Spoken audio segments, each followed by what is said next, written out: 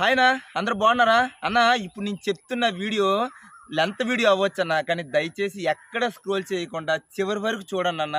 నేను చెప్పే వీడియో మీకు అవసరం లేకపోయినా ఈ వీడియో అనేది రైతులకి చాలా అంటే చాలా ఇంపార్టెంట్ అన్న. ఎందుకంటే నేను చెప్పే మాట నా వీడియో అనేది రైతుల వరకు చేరొచ్చు చేరకపోవచ్చు. ప్రస్తుతానికి నా వీడియో మీ వరకు చేరింది కనుక దయచేసి ఈ వీడియో అనేది రైతుల వరకు చేరేలాగా షేర్ చేయండి అన్న. చాలామంది రైతులు వ్యవసాయం చేస్తుండగా గిట్టుబాటు ధర రాలేదనేసి చాలామంది పురుగుల మంది తాగి చనిపోయే వాళ్ళు చాలామంది ఉన్నారు. ట్రైన్ పట్టాల కింద చనిపోయే వాళ్ళు చాలామంది ఉన్నారు. ఇలాంటి మరణాలు ఎన్నో ఎన్నో ఎన్నో లెక్కలేనంత ఉన్నాయి. దయచేసి నేను చెప్పినట్టుగా చిన్న లాజిక్ కానీ చేసినట్టయితే రైతులు బాధపడకుండా ఉండి వాళ్ళ కుటుంబాన్ని పోషించేలాగా సింపుల్ మెథడ్ మీకు అందరూ చెప్తున్నాను. నాకు తెలిసినట్టుగా ఫస్ట్ ఆఫ్ ఆల్ రైతులు చేసే పని ఏదైనా ఉందనంటే, ఒక ఎకరా మడి ఉందని అనుకో, ఎకరా మడిలోని ఫస్ట్ ఆఫ్ ఆల్ ఒక బోర్ ఒకటి వేసేయండి అన్న. నీరు పడిపోయిందా అంతకన్నా అదృష్టం ఇంకొకటి లేదన్నమాట. చాలామంది నాకు తెలిసి ఆకుకూరలు కాయగూరలు పండించే ఏ రైతుకైనా సరే లాభం రాలేదు అన్న వాళ్ళు ఎవరూ లేరు నాకు తెలిసి. ఎందుకంటే నేను కూడా ఆకుకూరలు కాయగూరలు పండిస్తున్నాను కనుక ముక్కుసూటిగా చెప్తున్నా. ఎందుకంటే కష్టం తగ్గ ఫలితం వస్తుంది కూడా. కానీ వరి పంట పండించే వాళ్ళకి మాత్రం ఖచ్చితంగా మాత్రం లాభం మాత్రం వచ్చేవాళ్ళు చాలా తక్కువ, నష్టం వచ్చేవాళ్ళు మంది చాలా ఎక్కువ అన్నమాట. నేను చెప్పినట్టు ఇలా చేయండి. వరి పంట వేయండి. మనం ఈ నెలే కదా వేస్తాము, 7వ నెల వేసాక 4 నెలలే కదా వరి పంట అవుతుంది. వరి పంట వేసిన తర్వాత మిగతా 8 నెలలు అనేది ఖాళీగా ఉంటుంది కదా. ఆ ఖాళీగా లేకుండా నేను చెప్పినట్టు మంచి మంచి ఆకుకూరలు కాయగూరలు ఇలా వేయండి అన్న.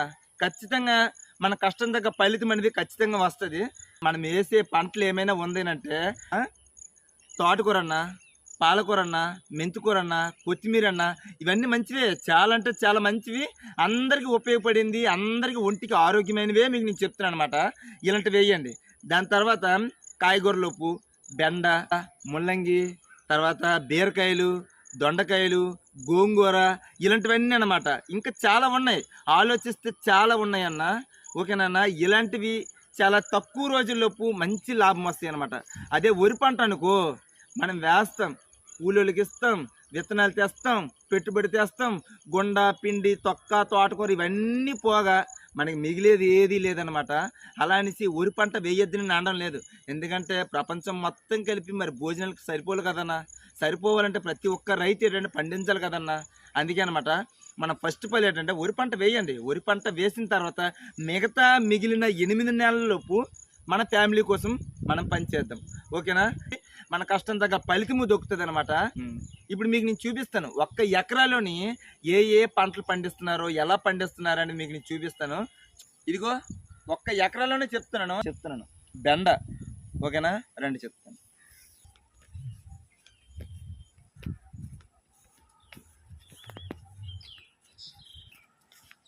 ఇదిగోటన్నా కరివేపాకు. ఓకేనా? రండి.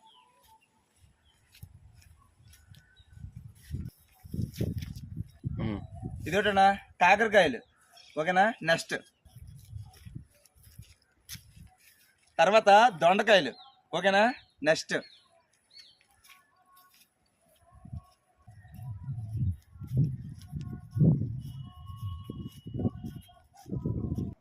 ఇదిగోటన్నా గోంగూర. ఓకేనా? నెక్స్ట్ ఇదొకటన్నా తోటకూర. నెక్స్ట్ ఇదొకటన్నా కొయ్యకూర. సేమ్ తోటకూరలాగే ఉంటుంది, కానీ తోటకూర మాత్రం కాదు, చాలా అంటే చాలా బాగుంటుంది. దీని నుండి పులుసు చేస్తే గోంగూర కూడా పనికిరాదు, అంత టేస్ట్గా ఉంటుంది అనమాట. నెక్స్ట్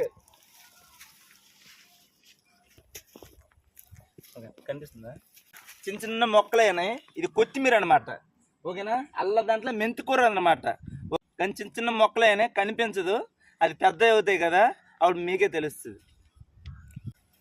ఇది కూడా తర్వాత కనకాంబరాలు పువ్వులు. ఓకేనా? నెక్స్ట్ ఇది కూడా అన్న, ఇది ఉల్లి. అందరు తెలుసు కదా, ఉల్లి కూర ఒంటికి చాలా అంటే చాలా మంచిది. ఈ ఉల్లి కూర మధ్యలోని కూడా బెండ చెట్లు ఉడిచన్నమాట.